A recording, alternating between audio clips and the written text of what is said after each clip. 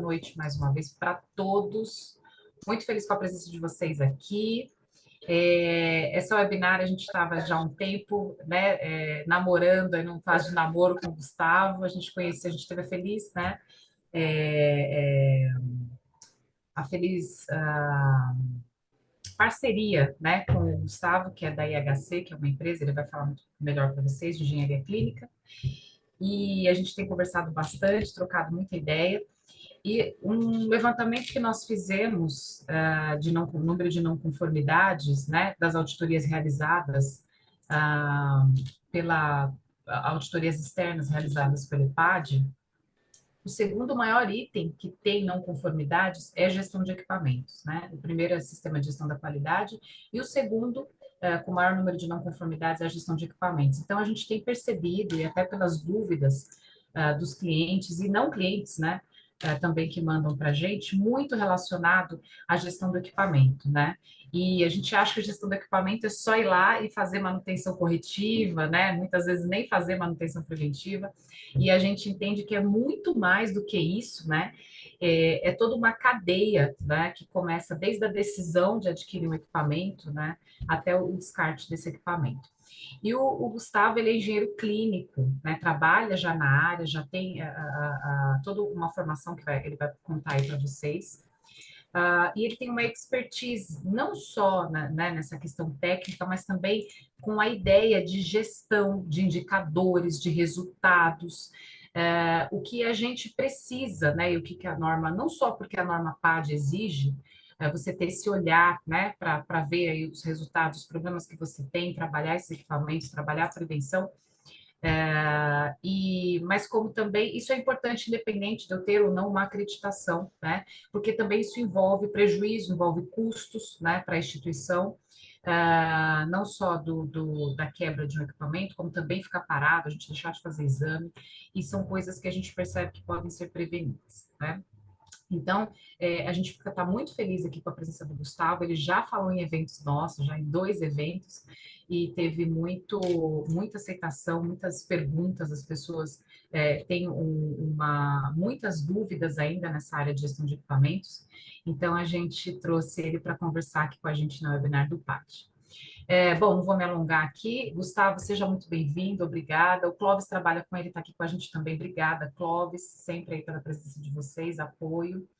E o Gustavo agora vai tocar com a gente, e a gente faz a mesma dinâmica, né? Depois que ele finalizar a apresentação, que ele trouxer aqui para a gente o conteúdo, a gente abre para perguntas, faz trocas. Se alguém tiver alguma situação que passou relacionada ao tema, traz aqui para a gente, abre para a gente, nem que não seja uma dúvida, mas olha, aconteceu isso comigo, ou numa empresa, enfim, uma outra clínica, ou um serviço que eu trabalhei, isso enriquece a webinar, né? Bom, Gustavo, está com você, fique à vontade, mais uma vez, muito obrigada. Muito obrigado, Cássia. Bom, boa noite a todos, pessoal. Já vejo algumas carinhas conhecidas, uns colegas de equipe. É uma honra poder estar aqui, é uma honra poder conseguir ajudar um pouco o Colégio Brasileiro de Radiologia, junto ao PAI, nessa missão de divulgar um pouco mais essas nuances do gerenciamento tecnológico, que, como a Cássia falou, tem sido... É um desafio, né? E não é à toa que esse daqui é o nosso tópico mesmo de hoje, é o desafio do gerenciamento de equipamentos na radiologia e no diagnóstico por imagem. Eu trouxe uma agenda aqui para tentar absorver de uma forma geral todos os públicos, né? Sejam diretores, sejam responsáveis diretamente pela qualidade, sejam equipes de engenharia clínica que estão buscando se adequarem para uma auditoria, e aí muitas das coisas aqui vão estar vivenciando na pele. Então, a gente vai falar primeiro da norma PAD e a gestão tecnológica, regulamentações aplicáveis, o objetivo da gestão tecnológica, né? Aqui está um pouco invertida a ordem, mas de forma geral é esse a agenda programática. Engenharia clínica, que é o setor responsável por promover essa gestão tecnológica. A gente vai trazer alguns exemplos muito bons aqui de como que a gente pode garantir que esse gerenciamento tecnológico está seguindo um procedimento que ele é auditável, que eu consigo replicar através de procedimentos, através de fluxos, rastreabilidade de equipamento, como que eu mapeio meus indicadores para eu poder tomar decisão. como a Cássia falou, o gerenciamento tecnológico, ele não é só garantir que as preventivas estão em dia e as manutenções foi deixada uma ordem de serviço ali, ele também é tomada de decisão, fechar gargalo, saber a hora de dar um passo à frente, um passo atrás, para eu garantir a sustentabilidade financeira. E no fim, isso vai estar tudo relacionado com uma tomada de decisão e um planejamento estratégico, né? Não tem como. Eu sou o Gustavo, sou um dos sócios fundadores da EHC Engenharia Clínica. Nós somos uma engenharia clínica especializada em medicina diagnóstica, seja laboratorial, seja de diagnóstico por imagem.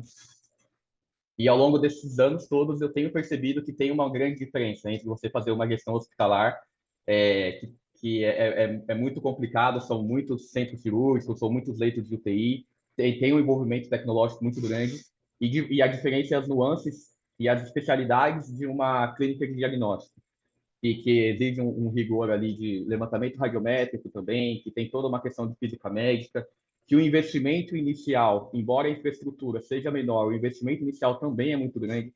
O grosso ali a gente sabe, numa ressonância magnética e toda a infraestrutura que circunda ela, uma tomografia, a gente sabe o valor que é esse investimento. Então, a gente se especializou em ser uma engenharia clínica para promover o gerenciamento tecnológico com toda a nuance que esse setor precisa. Eu sou engenheiro de controle e automação, tenho o MBA em engenharia de software também, em duas faculdades estaduais. Tem os lados bons, tem os lados ruins, né, do setor público aí, mas é uma parte acadêmica que eu sou bastante apaixonado e que é bastante forte no setor público de universidades.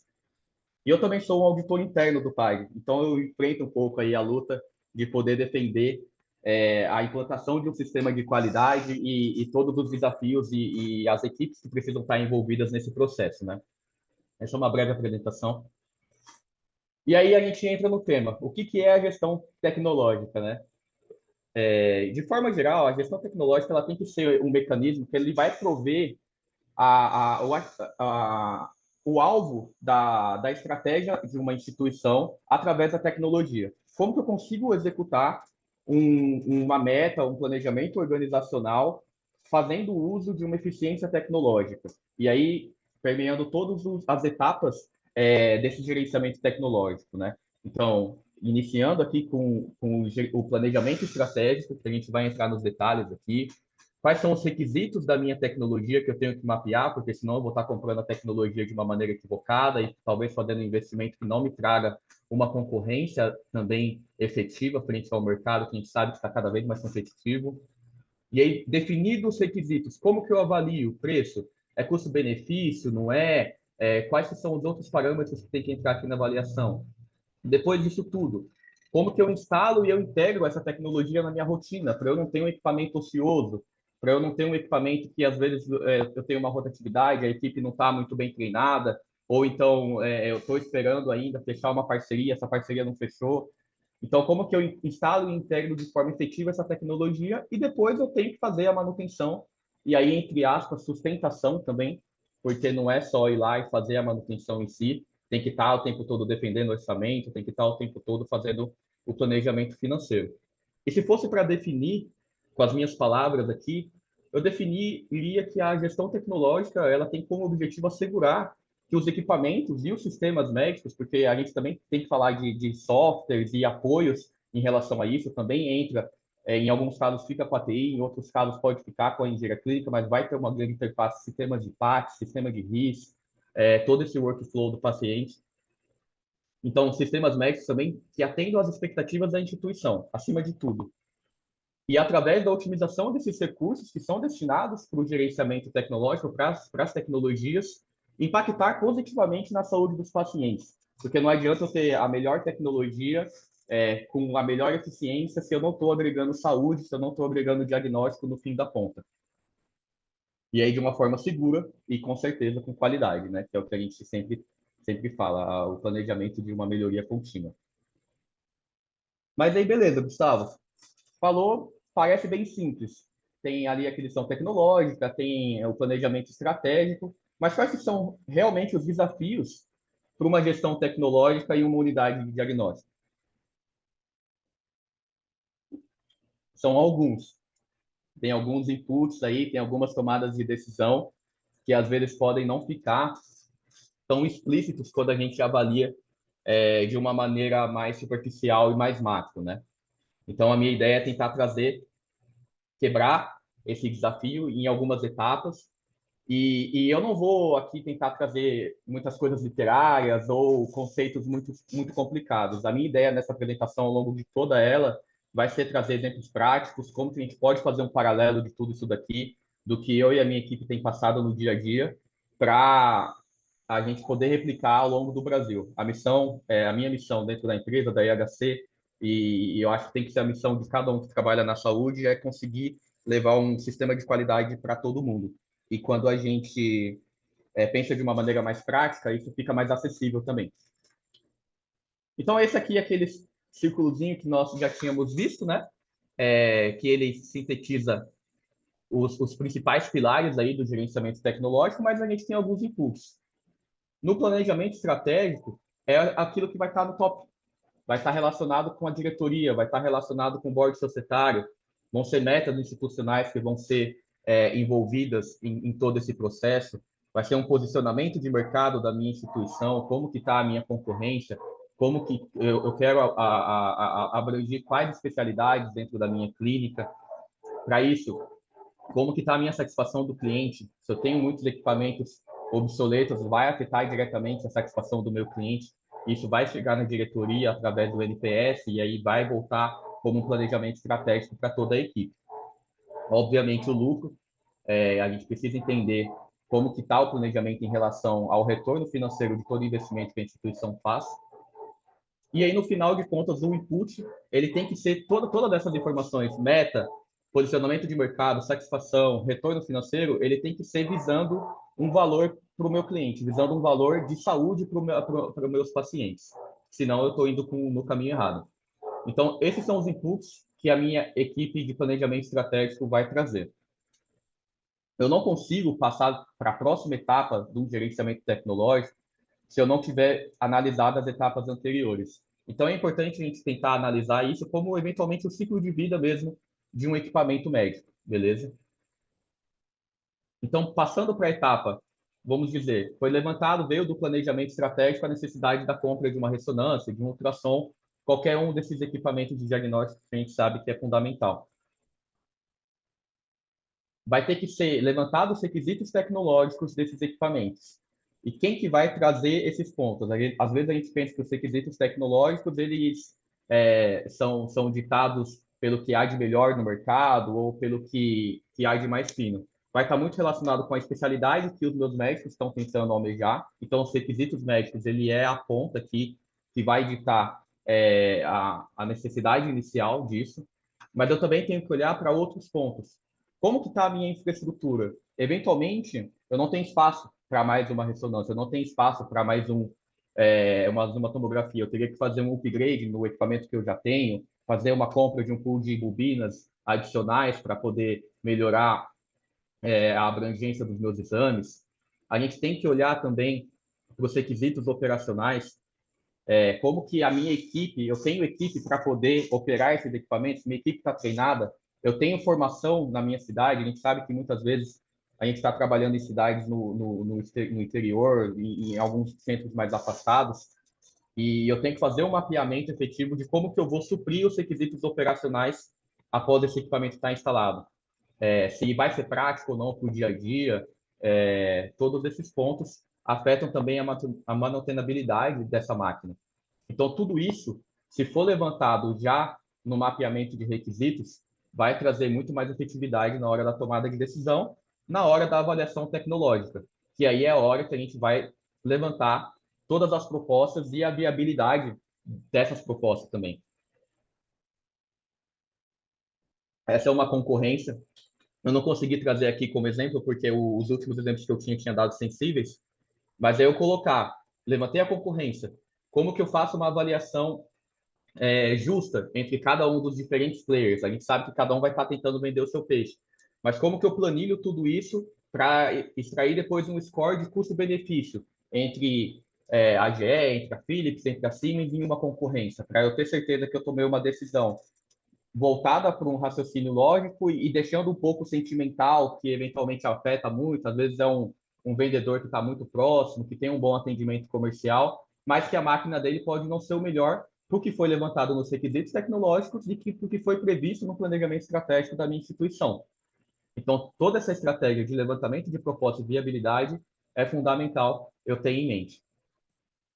Muito provavelmente o que vai ser obtido é o custo-benefício, e aí o que tem é uma balança entre o que eu estou considerando custo e o que eu estou considerando benefício. Eu quero ser uma referência em cardiologia, eu quero ser uma referência em neuro, muito provavelmente o benefício de eu almejar e de eu alcançar essa referência no meu estado, ou até mesmo no nível nacional, vai contrabalancear o custo. Então, eu garanti que entre diferentes vendors eu tenha essa balança sempre equilibrada para eu poder tomar a melhor decisão. E aí sim, a gente vai poder passar para o planejamento de instalação e integração dessa tecnologia. E aqui não tem jeito, tem que estar envolvida a equipe de recursos humanos, é eles que vão dizer quando que vai ter equipe para poder ser treinada. Às vezes a gente instala, a gente vê por aí equipamento sendo instalado, ficando parado ali, equipamento de 1 milhão e meio, ficando parado um mês, dois, até a definição da equipe que vai ser treinada para poder começar a operar. Então, isso é fundamental a gente ter mapeado toda essa parte de recursos humanos, treinamento, recursos de infraestrutura. Eu prever ali, eventualmente, a necessidade de um no-break, de um estabilizador, como que é o fornecimento da minha rede elétrica, se eu vou precisar fazer uma análise de demanda de potência, se eu vou precisar mudar o quadro de entrada. Se a gente não prever isso daqui nesse momento, a gente não vai conseguir ter uma validação operacional de que a gente conseguiu a qualidade que estávamos esperando também com esse equipamento. Às vezes a gente, por um erro de integração, e aí seja na parte de treinamento, recursos humanos ou infraestrutura, a gente pode ter uma máquina que vai ter artefato, que vai estar afetando diretamente no diagnóstico, na qualidade das minhas imagens. Então, tudo isso é um ponto que a gente tem que se atentar. Depois que o equipamento foi instalado, está integrado com a nossa rotina, a gente tem que fazer a manutenção, a sustentabilidade desse ciclo de vida desse equipamento. E aí a gente tem que expandir isso daqui, porque é uma lupa que tem que ser analisada com muito cuidado, porque ela envolve muitos procedimentos, né? A gente está falando de segurança operacional, como que está as questões radiométricas, como que está as questões de segurança elétrica, como que está o acesso a ambientes que impedem a entrada de objetos metálicos, se o pessoal está treinado, como que está o planejamento de atendimento corretivo, eu tenho contato dos fornecedores, eu tenho contrato, não tenho contrato, estou no avulso, como que está o meu planejamento de preventivo ao longo do ano, para eu garantir que vai afetar, não tem jeito, vai afetar a minha agenda, mas eu saber que vai afetar no momento planejado e que isso vai diminuir os meus custos. Quais são os meus indicadores de performance-chave que eu tenho que analisar e que eu tenho que submeter para a diretoria? Calibração é fundamental para assegurar isso. Então, calibração, seja quando a gente está falando de cardioversores, seja quando a gente está falando de um simples esfigmomanômetro, tem que entrar aqui. Desativação desses equipamentos, como que eu promovo o descarte correto dele e, em seguida, né, efetivamente esse descarte. Tem um gap aqui entre a desativação e o descarte, porque eu tenho que fazer um relatório de desativação, eu tenho que justificar por que essa tecnologia não está atendendo mais. E aí eu poder reiniciar todo esse ciclo de planejamento estratégico, levantamento de requisito, avaliação tecnológica, instalação, integração e sustentação desse ciclo de vida. Então, são muitas variáveis, são muitos inputs. Não é um departamento que vai fazer isso sozinho. Eu digo que a engenharia clínica ela é um desafio porque ela é um hub de comunicação entre diferentes setores, principalmente aqui nesse levantamento de requisitos tecnológicos. A gente tem que ouvir o médico, a gente tem que ouvir o pessoal de infraestrutura, a gente tem que ouvir os requisitos operacionais, a minha equipe de enfermagem, a minha liderança de biomédicos, porque senão vontades podem estar passando por cima uma da outra e no fim a gente não vai estar atingindo isso. Então, o papel da engenharia clínica é ser esse hub de comunicação efetiva e garantir que o planejamento estratégico, a missão e a visão da minha instituição está sendo transferida também para os meus equipamentos, para a gestão dos meus equipamentos. E, claro, tudo isso tem um impacto. tem um impacto muito grande em todo o processo de forma efetiva. Quando eu começo a ter um olhar e estabelecer processos aqui dentro desse fluxo, a gente vai estar antecipando problemas, antecipando dor de cabeça, reduzindo prejuízo numa obra, reduzindo prejuízo numa manutenção corretiva que não tinha sido defendido o orçamento, mesmo sendo um item que é sabido que ele tem uma vida útil determinada. Mas a gente também tem que fazer isso daqui porque é nossa obrigação. A gente está tratando de vidas, né? E aí a gente entra na parte regulatória. E o PAID, ele traz isso de uma forma muito legal. Porque no item 3 da norma PAID, e ao longo de toda a norma, a gente vê que é um resumo muito bem feito e detalhado no próprio manual da norma PAID de tudo aquilo que a Anvisa já está nos exigindo. E de tudo aquilo que é uma boa prática para eu fechar gargalos dentro da minha instituição. Então, a norma PAID ela tem um item específico sobre gestão de equipamentos, como a Cássia falou. É surpreendente realmente que seja o segundo, né, índice com mais não conformidades, o segundo item com mais não conformidades dentro das auditorias externas. E é uma coisa que a gente tem que começar a trabalhar, tem que começar a pensar em mudar. E a gente tem lá, faz parte da gestão dos equipamentos, eu pensar como que eu vou avaliar de forma eficiente a necessidade de aquisição, então aquilo que a gente falou agora há pouco, como que eu vou fazer esse planejamento de um novo equipamento, a direção do serviço ela tem que desenvolver um estudo de demanda, características técnicas, financeiras, estratégicas, para justificar esse investimento, porque senão eu posso estar tomando uma decisão de uma maneira equivocada. E aí, naturalmente, os equipamentos eles têm que estar formalmente aprovados pela Anvisa. A gente vê agora está sendo muito amplo a entrada de players internacionais aqui dentro do Brasil, mas que muitas vezes ainda não estão validados aqui pela Anvisa, não foi aprovado. E a gente tem um mercado que a gente vê nas feiras aí, muitos estandes, às vezes, sendo fechados de equipamentos que não tinham sido aprovados pela Anvisa, tentando ser comercializados aqui no mercado brasileiro. Tem um lado pode ter o lado benéfico de ser um equipamento mais barato, mas como que você vai garantir a segurança do seu paciente, a qualidade do laudo que o seu médico está trazendo e, acima de tudo, né, como que você vai manter esse equipamento se eles não têm uma base aqui para poder prestar esse serviço? Então, assim, são muitos itens. Eu trouxe alguns aqui. O sistema de gestão da qualidade também deve definir um procedimento. Os procedimentos eles são fundamentais para a minha equipe saber onde está errando, quais são as oportunidades de melhoria. É através dos procedimentos que a minha auditoria interna ela realmente vai me preparar para a minha auditoria externa. E se eu não tiver procedimento, eu não vou conseguir validar isso de forma efetiva, documentado sobre esses equipamentos, né? Critérios de seleção, recebimento, testes, instalação, calibração, todo aquele ciclo que eu coloquei ali naquela caixinha anterior, está muito bem detalhado aqui ao longo de toda a norma PAG. É um trabalho que foi muito bem feito porque ele é literalmente um manual. Depois que a gente procura e vai atrás da literatura, a gente consegue entender bem como atender esses requisitos.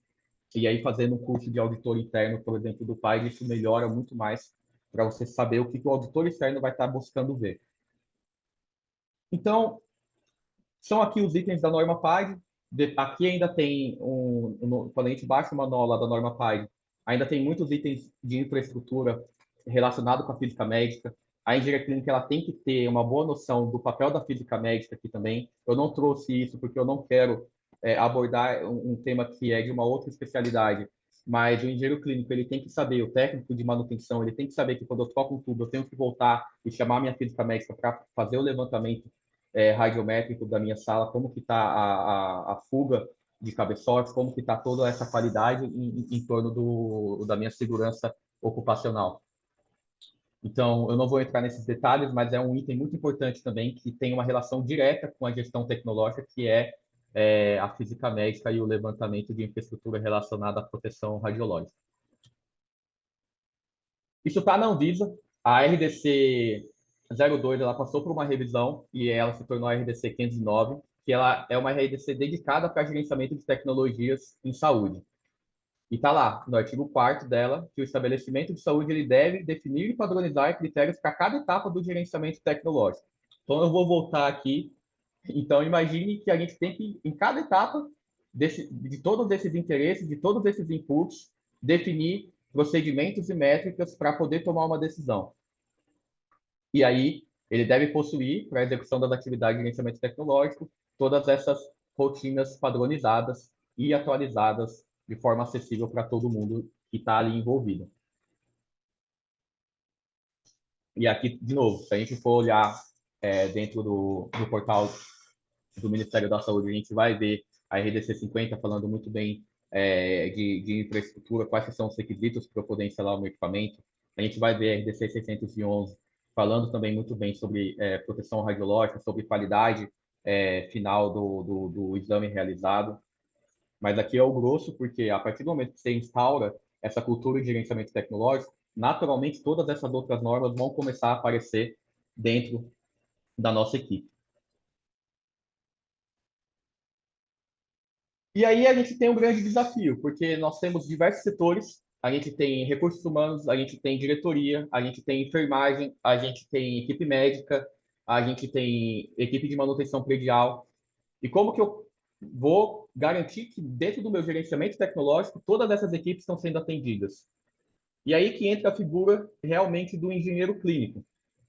Ele iniciou essa definição de engenharia clínica, ela começou a ser usada com esse termo efetivo de engenharia clínica ali por volta de 1970. Foi o primeiro cunho de engenharia clínica que foi adotado. Mas eu gosto de retomar um pouco mais o passado em relação a isso, para a epidemia de poliomielite que a gente teve próximo ali dos anos de 1918. E se a gente quiser, a gente vai mais fundo ainda, porque faz parte do papel da engenharia clínica, da engenharia biomédica, entender, manusear equipamentos, promover novas melhorias, e a gente tem ali o primeiro equipamento de raio-x já sendo feito nos anos 1800, e que já era um início ali de aplicação tecnológica na área da saúde, e que é o papel fundamental de um engenheiro biomédico e de um engenheiro clínico poder entender todas essas nuances.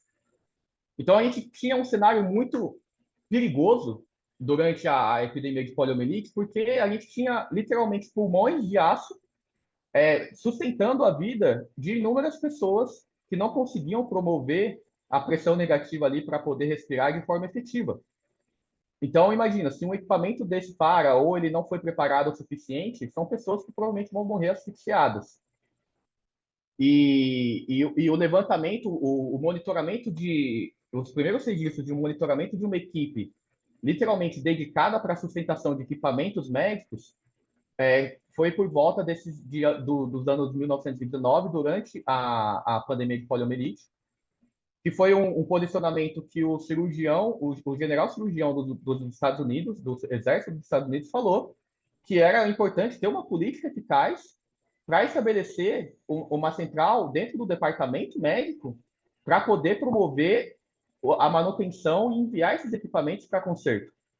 Então, esse foi o primeiro movimento efetivo de nível expressivo e com muitos recursos envolvidos, onde foi destinado, de fato, uma equipe dedicada para fazer a manutenção desses equipamentos médicos, que entendiam efetivamente da tecnologia, e não alguém que entende de elétrica ou que entende de outros ramos da engenharia clínica sendo improvisados. Aqui, a gente deixa bem claro que era necessário ter uma equipe alocada para onde pudesse ser enviados esses equipamentos médicos. E aí, uma das principais definições que está, inclusive, no handbook de engenharia clínica, né, o livro de mão da engenharia clínica, tem várias outras, mas uma das melhores que eu vejo e que eu gosto é que o engenheiro clínico ele é um profissional que apoia e promove o cuidado a pacientes, aplicando habilidades de engenharia clínica para o gerenciamento em tecnologias da saúde. Então, a gente está ali na linha de frente também, a gente está promovendo a saúde de forma efetiva. E aí, aqui, vocês estão conseguindo ver? Esse é o primeiro ponto que eu trago, porque é importante tentar, pelo menos, entender o que está escrito mais ou menos aqui dentro de cada quadradinho. Sei que está um pouco Não dá para pequeno, ver, não dá para ler não, tá bem Gustavo. Se pequenininho, você né? puder falar Agora agora, melhorou? melhorou, agora sim dá para ler. Tá. Então, assim, tirando o zoom um pouco aqui, eu quero tentar trazer e quebrar um pouco o paradigma de que o gerenciamento tecnológico é só manutenção e que a equipe de engenharia clínica ela também vai estar só relacionada a esse setor. porque a gente viu que o PAID, a gente viu que a RDC, elas exigem procedimentos, exigem fluxos também. E esse daqui é um dos fluxos para abertura de chamado. Ou seja, não adianta o meu equipamento parar e eu não saber quem eu contratar. Eu chamar o pessoal da TI, eu chamar o pessoal da predial, eu ligar direto para um fornecedor que não está me atendendo porque ele, enfim, está atendendo outros players. Então, aí eu tenho um fluxo definido para abrir um chamado. Isso é o básico e é o que vai começar a trazer o maior valor percebido. Porque a implantação de um departamento de qualidade, ela precisa ser efetivamente por etapas, né? Porque eu não vou conseguir mudar da água para o vinho. E eu tenho que escolher quais são as etapas que vão agregar mais valor percebido para a minha instituição, para eu poder defender continuamente a melhoria contínua também. E o principal fluxo é a abertura de chamada, porque é a partir daí que eu vou conseguir garantir que o meu equipamento, quando quebrar, ele vai ficar o menor tempo possível indisponível. Então, eu não vou me alongar muito aqui, mas é a gente ter um procedimento padronizado de avaliar se existem problemas nos equipamentos ou não, se a minha equipe interna conseguiu resolver esse problema ou não, se eu vou precisar de um atendimento em loco, se eu vou precisar de um equipamento de uma manutenção terceirizada, avaliar se é um chamado emergencial, se foi uma solicitação direta porque eu estou com uma suspeita de um ruído, eu estou com uma suspeita porque eu tive uma variação de energia elétrica. Então, eu acompanhar o SLA dos fornecedores, fazer uma avaliação de impacto, o que aquilo está afetando, eu vou ter que abrir uma não conformidade, eu vou ter que abrir um Notivisa, eu vou ter que fazer um gerenciamento de risco aqui, um remanejamento de agenda, analisar a estabilidade desse equipamento após a manutenção também. E o importante é que cada instituição avalie quais são os envolvidos, né? Então, a gente tem aqui analista de engenharia clínica, contatos setoriais, a gente tem coordenadores setoriais, a gente tem o operador do equipamento. Então, o importante para definir um fluxo de abertura de chamado é eu entender qual que é a equipe que eu estou contando hoje, quem que está na frente, quem que está no back-office. E, de fato, formalizar todo esse fluxo para eu poder ter um treinamento que eu possa garantir que um colaborador que entrou novo, ele vai também ser ter o mesmo resultado de um colaborador que já tem um tempo de casa. Eu tenho que me apressar um pouquinho. Aqui é um outro procedimento. Esse é um procedimento para aquisição tecnológica. A gente precisa ter esse procedimento de aquisição tecnológica, conforme eu comentei. A gente passou em alguns outros detalhes. Aqui tem que envolver o pessoal de compras, tem que envolver o pessoal de coordenação, infraestrutura. Definir os procedimentos e fluxos. Então, por exemplo, eu tenho um cardioversor. Eu tenho que definir um procedimento, eu tenho que fazer o registro efetivo de que esse cardioversor está apto para o uso. Muitas vezes o fabricante coloca lá, diariamente tem que ser executado um teste de descarga de pelo menos 20 joules nesse cardioversor. Porque se eu tenho uma tomografia, eu tenho uma ressonância, eu faço algum procedimento de algum scan, algum procedimento de diagnóstico que precisa de um paciente sedado, ou que é um paciente que tem um histórico cardiovascular preocupante, não tem jeito. Eu não posso correr risco. E se eu não executo essas verificações diárias, eu vou estar abrindo porta para eu estar negligenciando a saúde. E assim, pode acontecer fatalidade do meu cardioversor não funcionar no momento ali? Podem. Mas o que não pode acontecer é negligência em relação a essas fatalidades. Eu evitar e garantir que aquilo de fato foi uma fatalidade e que não foi por falta de manutenção ou por falta de checagem. E aí tem um outro ponto, né? Que muitas vezes a minha equipe está fazendo essa verificação, mas não está registrando. Isso não tem uma rastreabilidade. Eu não consigo provar no cenário jurídico, num cenário que eu vou precisar fazer uma rastreabilidade dessas informações, qual foi o técnico que checou, quando que ele checou, qual foi a data que ele checou essas informações, se ele deixou alguma observação aqui ou não sobre esse teste realizado. Então, eu ter isso documentado é fundamental para eu garantir que o meu serviço está seguro e que o meu paciente também está. Então, além, naturalmente, do registro, ter procedimentos de orientação. Não precisa, naturalmente, replicar o que o manual do usuário já faz ou o que aquela pessoa viu no treinamento. Mas aí eu pegar o equipamento que eu tenho em mãos, porque a gente sabe que muitas vezes a gente compra um equipamento e aí a gente coloca tanto upgrade, tanta coisa, que a gente recebe um equipamento totalmente diferente. como que um operador vai saber lidar com esse equipamento? É a gente ter uma orientação efetiva desse procedimento que eu preciso realizar. Usar de indicadores visuais, usar de legendas, usar de frequências que são necessárias para eu poder fazer esse mapeamento de forma efetiva. E aí isso é tanto quando o equipamento está operacional, disponível, tanto quando o equipamento precisa de uma manutenção. Então, foi aberta uma manutenção. Qual que é o número dessa ordem de serviço para eu poder rastrear ela? Quando que ela foi aberta? Qual que é o tipo dessa manutenção? Ela foi uma corretiva? Ela foi interna? Foi externa? Ela é uma manutenção preventiva? Tudo isso eu tenho que fazer um mapeamento. E aí, claro, cada instituição vai definir. Se eu não quiser separar uma manutenção corretiva interna de uma externa, eu não preciso. Mas isso tudo vai estar em como que o mapeamento dos indicadores vão estar sendo analisados. A situação inicial do equipamento, se ele está com restrições, se ele está inoperante, isso aqui vai determinar muito bem também a minha criticidade para promover esse atendimento. Então, tudo isso vai garantir a minha rastreabilidade dessas informações, que é o que a Anvisa pede, que é o que o PAID pede, que é o que um processo jurídico também pede. A gente, né, viu lá nos diversos congressos que o doutor Valério participa, o quanto que ele fala dessas questões de jurisprudência que ele já observou em relação a erro médico, a erro de assistência à saúde. Também garantir que eu tenho um cronograma de manutenção mapeado, ou seja, eu tenho as preventivas semestrais estão organizadas, as trimestrais estão organizadas, e senão, enfim, eu vou estar correndo risco de ter uma manutenção corretiva em um momento que eu poderia ter evitado.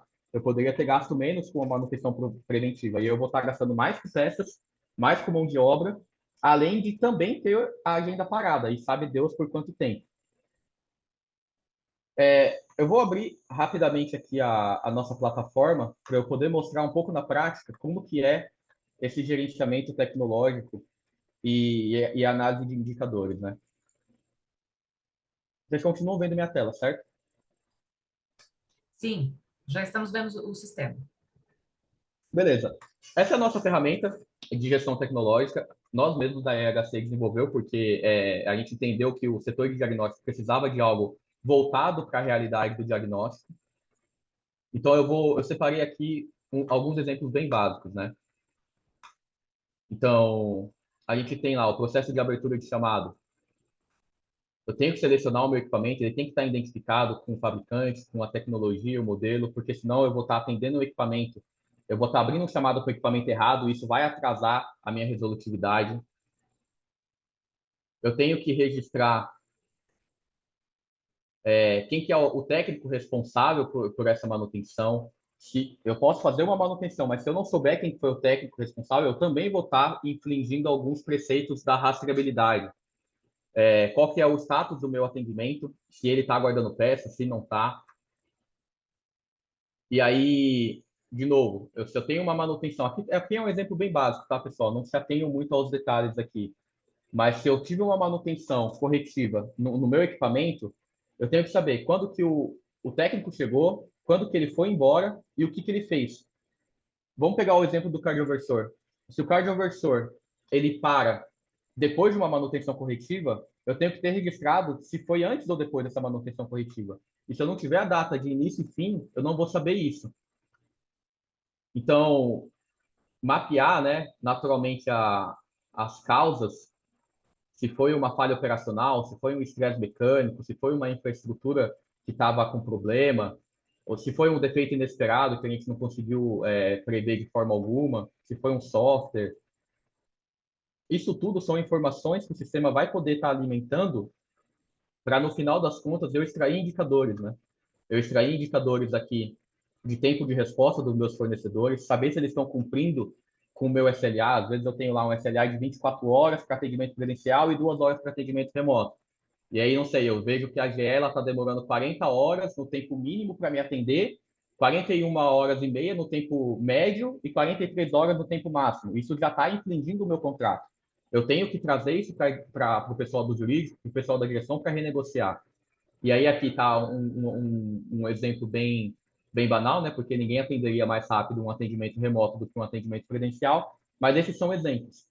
E eu gosto de colocar alguns erros aqui também, algumas coisas, porque essa é só um ambiente de demonstração, para a gente estar atento a esses desafios, porque o meu indicador ele tem que me trazer tomada de decisão. Se eu estou falando que o meu atendimento presencial está muito mais rápido que o meu remoto, eu tenho que primeiro olhar se as minhas ordens de serviço estão sendo preenchidas da maneira adequada. Porque se eu coloco inputs inadequados no meu sistema, eu vou obter resultados errados. Então, ter um treinamento da equipe técnica é fundamental para isso também. A gente tem aqui a avaliação de uptime, né, que eu vou falar um pouco já sobre isso também. Então, qual que é a taxa de disponibilidade do meu equipamento? Quantos por cento de agenda eu perdi quando aquele equipamento ficou inoperante, né? E aí, um outro ponto fundamental aqui, qual que é a minha análise de causa, defeito e solução? Eu estou tendo muita falha operacional, com quebra de bobina, com danificação de transdutor.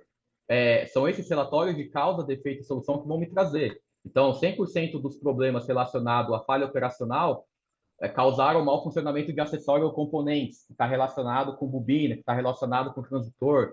E aí, em 50% dos casos, eu precisei trocar o componente, em 50% eu precisei limpar, porque o conector da bobina estava extremamente sujo, não foi feito o procedimento de limpeza adequado. Então, esses são pontos também fundamentais. Não vou me alongar muito aqui sobre o sistema.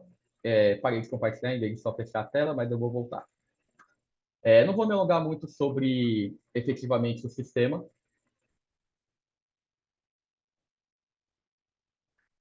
mas ela é a plataforma IHC de Engenharia Clínica, a gente pode dar uma olhadinha depois. Voltou para a apresentação, Cássio? Sim, voltou. Tá, Tela cheia, fica tranquilo. beleza. Então, são esses indicadores de desempenho que eu tenho que ver, porque senão eu não sei se a minha gestão tecnológica está sendo efetiva. Qual que é o meu tempo médio entre falhas? Isso vai me ajudar a mapear a efetividade da minha equipe de manutenção. Se eu estou tendo um tempo médio entre falhas muito curto, isso já é um indicativo de obsolescência do meu equipamento. Tempo médio de resposta, quanto tempo o meu fornecedor está demorando para me devolver um chamado finalizado. Isso vai também me ajudar a mapear a efetividade da equipe de manutenção e o cumprimento de SLA em contrato. E muitas vezes a gente está pagando mais caro por um contrato agressivo de SLA e não está sendo respeitado. E a taxa de disponibilidade do equipamento. Avalia a capacidade produtiva da minha clínica. Às vezes eu não preciso de uma segunda ressonância. Eu preciso que a minha primeira ressonância fique disponível mais tempo, que aí eu já conseguiria atender a minha demanda. E aí, entrando um pouco mais a fundo em relação ao uptime, ele vai depender diretamente do registro de ordem de serviço e dos históricos de manutenção.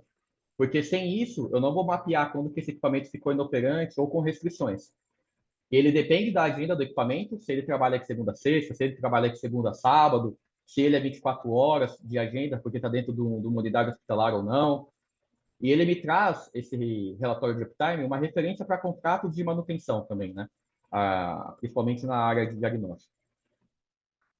Os outros eu não vou trazer porque não ia dar tempo, está ficando bem corrido, mas eu trouxe um pouco da definição do que é o uptime. Então, a gente tem o tempo de agenda nas condições, que é o operacional ou com restrições, e o uptime ele vai ser justamente essa taxa entre o tempo de agenda nessa determinada condição e o intervalo que eu estou analisando. Eu estou analisando nos últimos 12 meses ou estou analisando no último semestre? Isso vai influenciar diretamente no uptime, porque eu vou subtrair desse tempo de intervalo de análise o tempo de não agenda, que é, por exemplo, se o meu equipamento é de segunda a sexta, o sábado e domingo eu não tenho que considerar como disponível aquele equipamento. Então, eu subtraio do meu intervalo de análise para não afetar o meu desempenho. E a gente sabe a luta que é eu justificar uma manutenção num sábado, num domingo, porque não vai afetar a minha agenda. E isso tem que ser mapeado, tem que ser levado como um benefício também, mas sem um indicador a gente não vai conseguir fazer isso de forma efetiva. Eu vou trazer aqui o impacto que esse indicador pode ter para a nossa sustentabilidade financeira. Não se atenham muito aos números, eles estão aqui meramente ilustrativos. O importante é que cada instituição, cada profissional que está relacionado diretamente a essa tomada de decisão, faça essa conta com o seu valor médio, com o seu valor de contrato, para poder ter essa decisão de forma efetiva. Mas pensando aí que a gente tem 3 equipamentos de ressonância magnética, R$ 850 por exame e uma média de 5 mil exames por ano, Se a gente tiver esse equipamento 100% do tempo disponível, a gente vai estar gerando uma receita de 12 milhões por ano.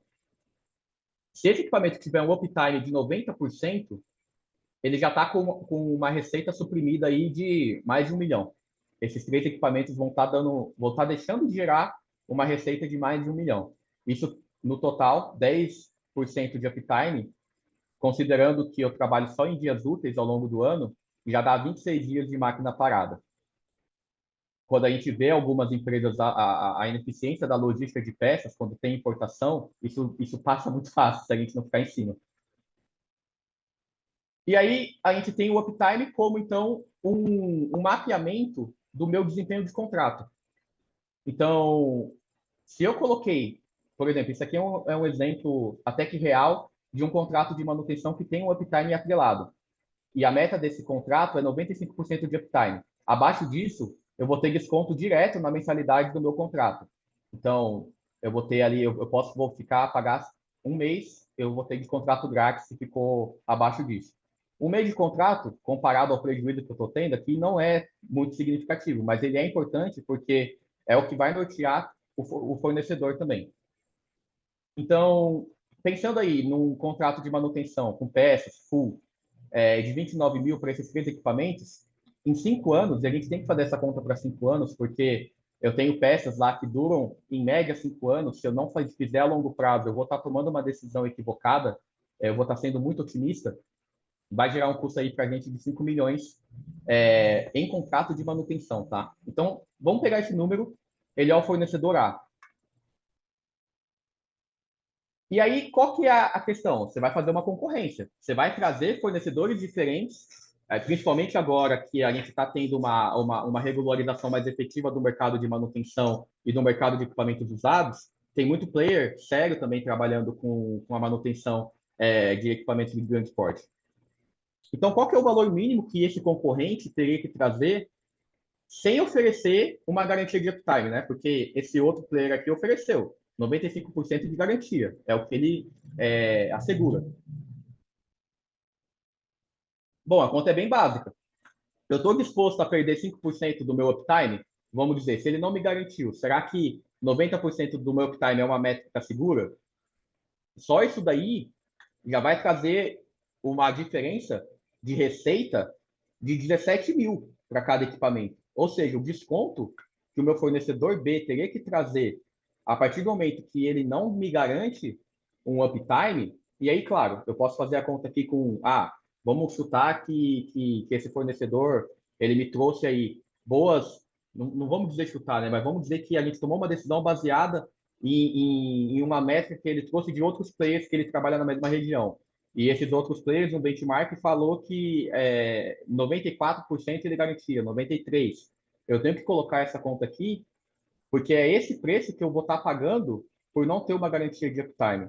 E aqui nessa conta que a gente está considerando abrir mão de 5%, é 17 mil, que a gente está podendo perder de receita que esses equipamentos poderiam estar gerando baseado nesse preço médio de exame, baseado nessa produtividade anual.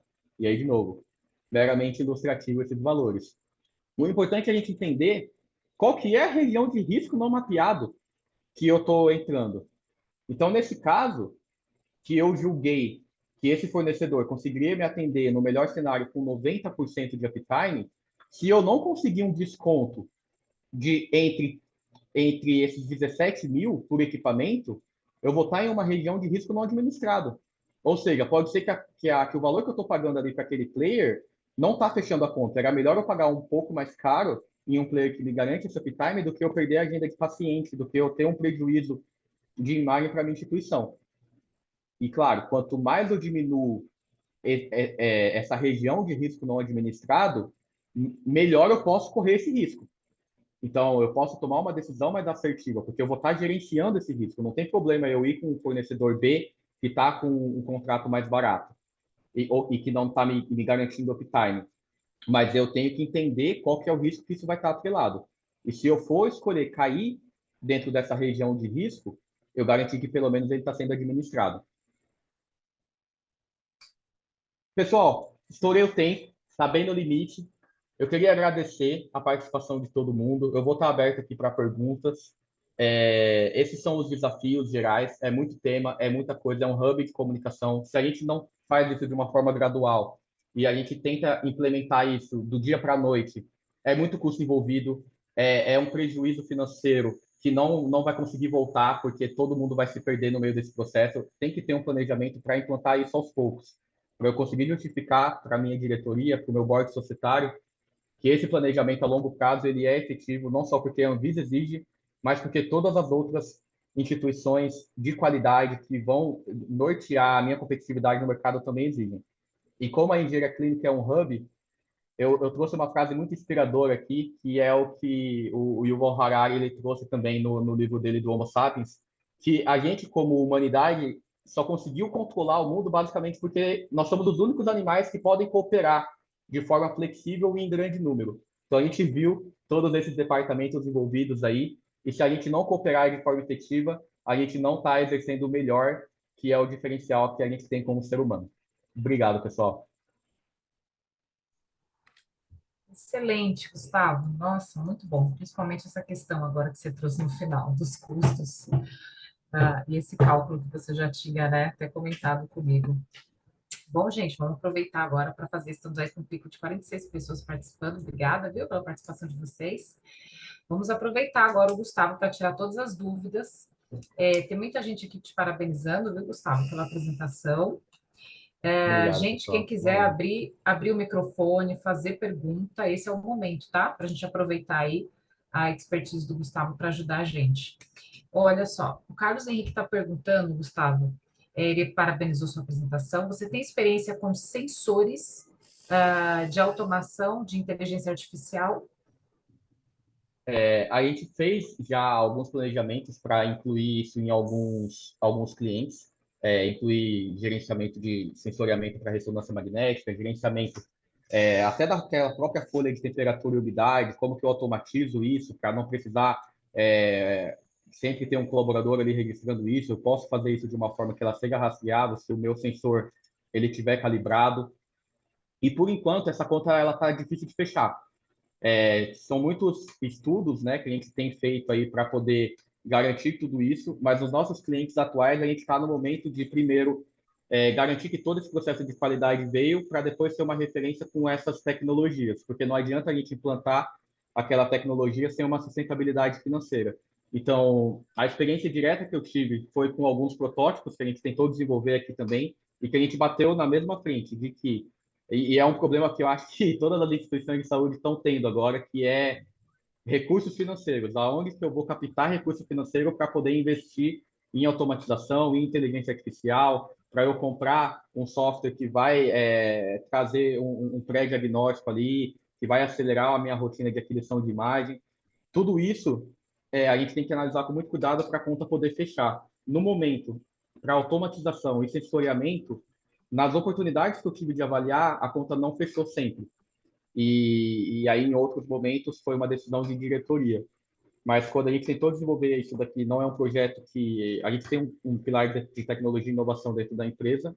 Esse foi um produto embrionário que a gente está esperando uma melhoria no mercado para poder validar ele de forma mais efetiva. Mas é uma coisa que ela tem que vir, porque as pessoas estão cada vez mais sobrecarregadas, as pessoas estão cada vez mais preocupadas com esse sensoriamento. Então, é totalmente diferente eu negociar um contrato de manutenção se eu tenho um sensor de energia elétrica na entrada do meu quadro, se eu tenho um sensor que monitora efetivamente ao longo do tempo, né? Eu posso trazer um gráfico disso, a temperatura e a vazão do meu chiller.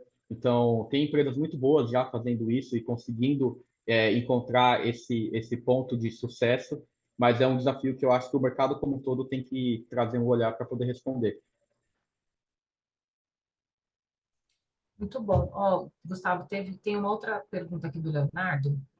Você teve experiências com a realização das manutenções corretivas e preventivas de forma interna com a própria engenharia clínica?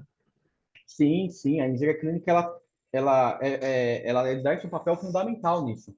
A gente divide dentro da nossa empresa aqui as atividades em três níveis: nível um, nível 2 e nível 3. Nível um e nível 2, o próprio técnico de engenharia clínica ele consegue atender. Porque o nível um é um suporte remoto ou um acesso remoto. Muitas vezes ele vai estar resolvendo um problema de configuração, ele vai estar clarificando se aquilo não é um problema, na verdade, com o fax, ele vai estar clarificando se aquilo não é um problema de uso do meu operador, e ele vai conseguir fazer isso de forma rápida, porque ele não vai precisar se deslocar. Ou seja, num centro como São Paulo, que eu posso ter 3, 4 unidades, se eu precisar me deslocar, eventualmente, de uma ponta a outra da capital, eu posso perder o dia todo. Com o suporte remoto, eu consigo fazer isso e liberar a agenda de forma mais rápida. Então, a engenharia clínica, principalmente nos meios do diagnóstico, ela tem que ter esse dinamismo de levar a rapidez no atendimento, mesmo por outras formas, que nesse caso do nível um é o suporte remoto, e que ele é muito resolutivo, tá? Nível 2, atendimentos que não exijam peças diretas do fabricante, porque a gente não tem estoque. Poucas unidades de diagnóstico conseguem dedicar ali, que nem no hospital, uma sala inteira para engenharia clínica, para montar um estoque, para montar o almoxarifado.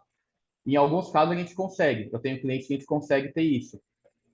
Mas de forma geral, é muito caro as peças desses equipamentos para eu fazer um estoque deles. Eu posso fazer um estoque de cabo de SPO2, de cabo de ECG, mas eu fazer um estoque de bobina, eu estou deixando 150 mil parado no meu estoque. Então, se a gente precisou de peças estratégicas, não tem jeito. A gente vai escalar para o nível 3, que é o fabricante ou um fornecedor especializado que atenda. Porque se eu comprar essas peças sem a garantia de quem está me vendendo instalar, e essa peça der algum problema, eu vou estar correndo risco. E aí, de novo, você pode gerenciar o risco de comprar a peça sem a mão de obra atrelada, mas você tem que entender que a sua mão de obra interna ela vai ter que ser especializada a ponto de garantir que aquela peça não vai dar problema. Porque se ela se ela der problema, o seu fornecedor não vai cobrir, porque não foi ele que instalou. Então, o nível 2 ele também promove outras coisas que não precisam de peças ou senhas de fabricante, né? A gente sabe que muitas rotinas de diagnóstico estão atreladas às senhas de fabricante. Existe até um movimento muito legal que é o direito ao reparo, que está tomando uma expressividade boa lá nos Estados Unidos, porque senão a gente fica vendido, né? A gente fica vendido a preços de mercado que às vezes são abusivos, às vezes não são. Mas se envolver senha, vai estar praticamente na mão dos fornecedores direto, e aí você não vai conseguir ir muito longe. Mas trocar um capacitor, trocar uma placa diretamente, desde que você garanta a rastreabilidade do que você está fazendo, você consegue ir muito longe no nível 2 e trazer uma efetividade muito boa no momento crítico, né? No momento que pode ter alguém precisando ter uma decisão de fazer uma cirurgia, por exemplo. Então, a equipe de engenharia clínica, ela não é só esse hub que terceiriza. Muito importante você, no momento da negociação, inclusive com os fornecedores, negociar algum treinamento básico ali, para a sua equipe interna poder ser treinada e promover esse atendimento. E a manutenção desses treinamentos depois, né? Às vezes você faz o treinamento ali no momento É. e a gente tem troca de equipe, né? E tem uma dificuldade de manter depois isso. E a gente está passando isso com um player que ele é fornecedor. O próprio fornecedor teve rotatividade na equipe e ele perdeu toda a base que ele tinha para conseguir nos atender. E aí, se eu não tenho um planejamento a longo prazo para garantir esse fluxo de treinamento e de pessoas qualificadas, é risco que eu estou agregando. Né? Olha só, a Emanuele, Gustavo, perguntou, deu parabéns pela apresentação, e ela queria Obrigado, saber Emanuele. como que você vê a tecnologia de Command Center para o futuro atual. Ela saiu um pouquinho do tema, mas é uma curiosidade dela com relação à sua opinião. Não, não saiu do tema, não. É um tema super relevante. O João, né, da Ionic, ele trouxe isso muito bem também no congresso que a gente fez no Rio de Janeiro. E eu acho que é uma tendência. Assim como os sensores e a inteligência artificial, isso é uma tendência. O que eu tenho que tomar cuidado é que eu tenho que fazer a conta correta. Então, eu tenho que aumentar minha produtividade, muitas vezes em larga escala. Porque se eu for pensar, o Command Center eu vou conseguir operar a minha tomografia à distância, a minha ressonância, e aí eu vou evitar o gasto com o biomédico. Só que o investimento inicial que você vai fazer para a infraestrutura de tecnologia, para o próprio equipamento, né? A Ionic ela fez agora uma parceria com a GE, para a GE poder fornecer esse telecomando de uma forma efetiva e você poder montar centros de comando remoto. Isso eu acho que ele é muito mais aplicado hoje, eu vejo, para grandes grupos como DASA, Fleury, ou instituições que possuem grandes grandes redes, né, de unidades que com muitos equipamentos, e abre um mercado muito bom também para a equipe médica e a equipe de biomédicos poderem trabalhar também. Eventualmente, você pode pegar um outro cenário que você está, na verdade, vendendo o serviço de operação do equipamento, né? Então, você entra com a solução completa. Não necessariamente você vai estar fazendo que nem a Ionic, que é vendendo o equipamento, mas você vai estar vendendo o serviço, fazendo uso de uma tecnologia que já veio. Mas assim como o sistema de IA, o sistema de sensoriamento, essa conta ela tem que ser muito bem feita, porque o custo de desenvolvimento ainda está muito alto. E no momento, o preço que está sendo cobrado ainda é o preço pelo desenvolvimento. Os produtos não se pagaram, então o preço também está tá um pouco acima. O André, oi André, querido, tudo bem? Nosso auditor líder.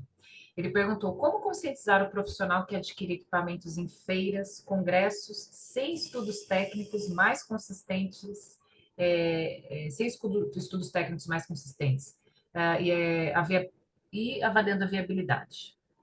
Quase não O acontece André isso, eu né, conheço. Gustavo? O André O fazia André, tempo, você André. conhece? Tudo bom? É um querido A aqui gente foi nosso. parceiro também. Bacana, André. Obrigado pela pergunta. Assim, é um desafio que eu também venho tentando responder há um bom tempo aí, né? Não tem jeito, a conscientização ela vem ou pelo bolso, ou ela vem nos piores cenários, são os cenários mais efetivos, ou pelo bolso, ou por alguma não conformidade, alguma multa de auditoria. Eu acho que a gente tem que começar a entender que uma regulamentação ela é uma exigência que ela busca de fato, a segurança do meu paciente, que eu não posso entender que isso é uma questão opcional. Então, a gente tem que trabalhar em uma conscientização, igual a gente está fazendo aqui, enviar isso para os nossos colegas, enviar isso para as pessoas que não só trabalham diretamente ali com a gestão tecnológica, mas para todo mundo que está na cadeia de tomada de decisão. E quando eu falo cadeia de tomada de decisão, você vê, é a equipe de enfermagem, é a equipe da diretoria, é a equipe de infraestrutura, porque é só assim que eu vou conseguir colocar essa cultura. E aí eu investi em uma educação política também para garantir que essas auditorias, para quem está fazendo errado, não passe como o inteligente, entendeu? Para quem não está fazendo esse gerenciamento tecnológico e essa tomada de decisão, ela é necessária, né? A Anvisa ela prevê que a instituição ela tem que fazer isso. Então, se eu não estou fazendo isso, eu vou ter um prejuízo financeiro. Isso, sem dúvidas, é a primeira mapeamento que vai ter que ser feito pelo líder que percebeu esse prejuízo financeiro e ele vai começar a corrigir.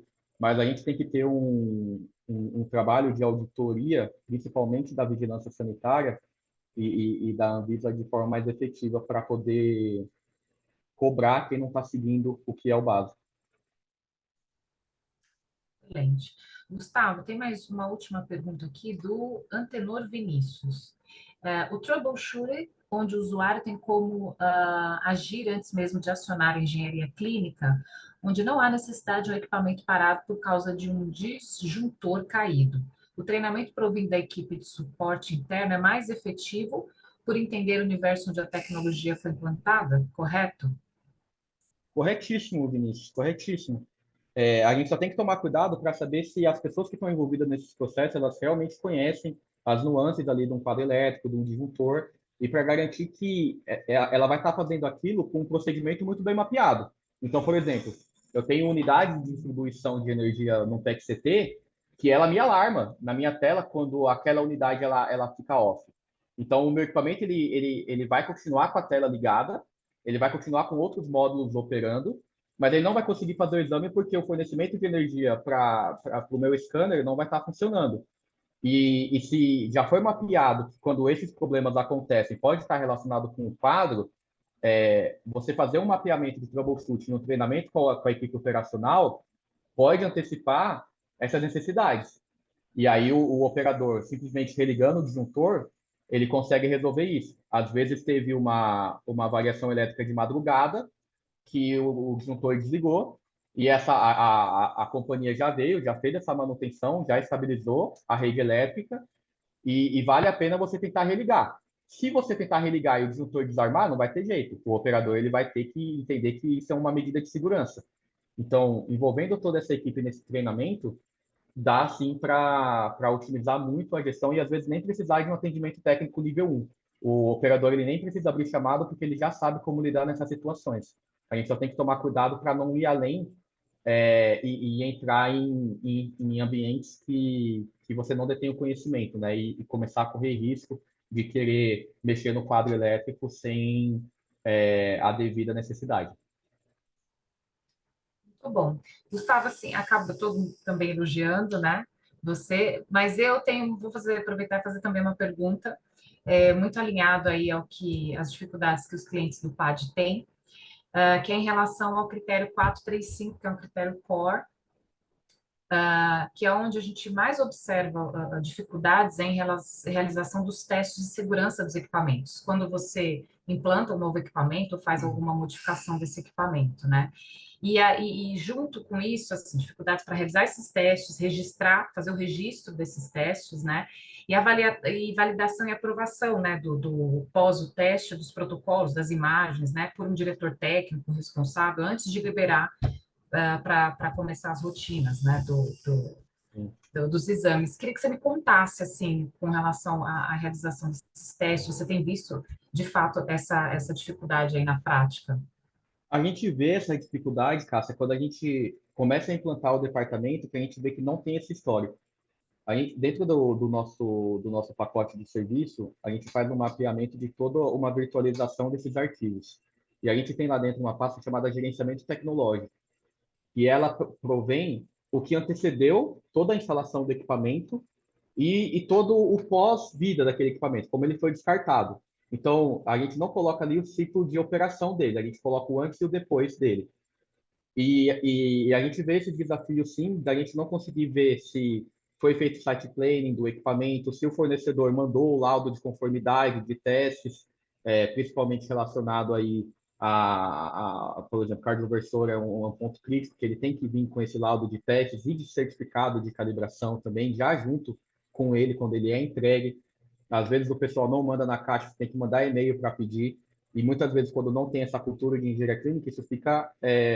Você perde, porque aí o fornecedor trocou o sistema, trocou a nuvem e ele também não tem mais. Aí você fica sem uma rastreabilidade nenhuma do começo da vida útil daquele equipamento. Então, você fazer um procedimento, fazer um checklist na hora da compra do equipamento, e aí entra naquela etapa de integração e instalação da tecnologia, é fundamental para você garantir. Recebi laudo, recebi certificado de calibração, física médica aprovou a qualidade desse equipamento, física médica validou a minha proteção radiológica da minha sala, foi feito o estudo de proteção eletromagnética, de radiofrequência para a minha sala de ressonância. Tudo isso tem que ser feito antecipadamente, naturalmente, do equipamento ser instalado e garantido que foi recebido no momento da instalação também. E é um desafio, mas é um desafio que ele é fácil de resolver, porque as informações estão aí. A gente tem o manual da norma PAI que elenca todas essas necessidades. Nenhum fornecedor homologa um equipamento sem colocar os requisitos de manutenção dele básicos. Então, qual que é a periodicidade da minha calibração? O manual do usuário vai estar dizendo lá. A questão da segurança elétrica, se tem que fazer para aquele equipamento também vai estar dizendo lá. E tem a 611 que também norteia os quesitos de qualidade. Então, a informação está aí. O que a gente tem que colocar é fluxos e padrões para cobrar toda a minha equipe de fornecimento para eu poder registrar isso de forma efetiva. E quando eu trocar de sistema, não perder também, né? Lembrar que tem que fazer um backup. Exatamente, né? Falta gestão mesmo, registro, a gente vê também problemas com registro. Muito bom. Ai, Gustavo, olha, muito obrigada, assim, muitos elogios, eu acho que agregou demais. Que honra. Provavelmente aí todo mundo está saindo assim com umas, né, com umas carinhas assim de, gente, eu tenho que mudar algumas coisas, vou ter que fazer algumas outras, mas é bom a gente trazer a importância, né, da gestão de equipamentos, a importância, né, da engenharia clínica, de fato, desde o início, né, do pensar em adquirir o equipamento, até toda a cadeia dele, até o fim descarte. Sim. E acho que ficou muito claro isso na sua apresentação, queria te agradecer, todo mundo elogiando muito. te parabenizando. Vou pedir para você tirar a sua apresentação para a gente tirar uma foto final. Legal. Bom, Gente, muito muito obrigada pelas obrigado também, Cássia. perguntas, pela participação de vocês. Queria tirar uma foto, quem puder aparecer. Angelina, Michele, Carlos, beijo para vocês. Carlos Henrique, Carlos Fiuza, beijo, Sidneia, Luciano, tanta gente aí, gente. Muito obrigada, Lucas, Cristiane, beijo para todo mundo aí, Mônica, Anne, Antônio, Dr. Rui. Vou tirar uma foto aqui, tá? Ó, 1, 2, 3 e... Vamos ver se eu consigo mandar aqui no chat. Então, muito obrigado, Cássia. Eu acho que assim, a dica que eu dou para quem está com essa carinha de preocupação é começa pequeno, começa pelo básico. Vai por aquilo que está sendo o maior gargalo. E aí, com o tempo, você vai vendo os resultados e você vai conseguindo ter argumento para buscar ainda mais resultados, porque não tem dúvida, resultado traz muito.